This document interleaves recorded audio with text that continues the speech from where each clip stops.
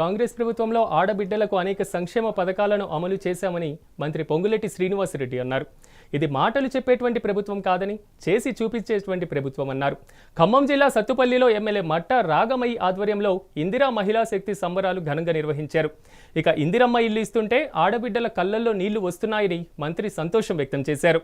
కాంగ్రెస్ అంటేనే current free అని, దివంగత నేత వైఎస్ఆర్ రైతులకు ఫ్రీ కరెంటు ఇచ్చారని గుర్తు చేశారు. ఇక బీఆర్ఎస్ 10 ఏళ్ల పాలన ఎందుకు గ్యాస్ను 500కు ఇవ్వలేకపోయిందని ప్రశ్నించారు. ఎందుకు డబుల్ బెడ్రూమ్ ఇల్లు ఇవ్వలేకపోయారని, ఎందుకు ఉచిత కరెంటు ఇవ్వలేకపోయారని మంత్రి పొంగులేటి ప్రశ్నించారు. నా ఆడబిడ్డలకి, నా పేదవాళ్ళకి ఏ మంచి చేయాలి అని తపనతో ఈ ప్రభుత్వం వచ్చిందో, ఈ ప్రభుత్వాన్ని ఆడబిడ్డలు పేదవాళ్ళు దీవించారు. వారి కోరికలు ఎక్కడా కూడా ఈ సమెత్తు కూడా వాళ్ళని నిరుత్సాహపరచదు అని ప్రభుత్వము మొదలైంది లగాయితూ ఆడబిడ్డలకి అనేక కార్యక్రమాల్లో ఈ ప్రభుత్వం గౌరవ ముఖ్యమంత్రి రేవంత్ రెడ్డి గారు మీ తోబుట్టుగా అండగా చెప్పిన వాటిని చెప్పని వాటిని అనేక కార్యక్రమాలని మీ గుమ్మానికి చేర్చారన్నది ముమ్మాటికి నిజం.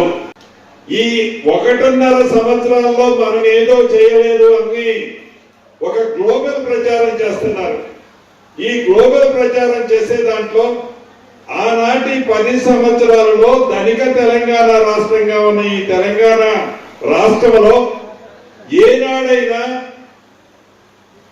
ఎన్నికలు వచ్చినప్పుడే నీకు ఇందిరమ్మ డబుల్ బెడ్రూమ్ ఇల్లు అని బొమ్మ చూపించేవాడు. ఏనాడైనా ఆ పేదవాడి కోరిక, ఆ పేదవాడి గుండెలో ఒక సొంత గూడు కట్టుకోవాలని ఉన్నది, దాన్ని నెరవేర్చాలనే ఆలోచన మీ ప్రభుత్వానికి ఆనాడు ఎందుకు రాలేదు?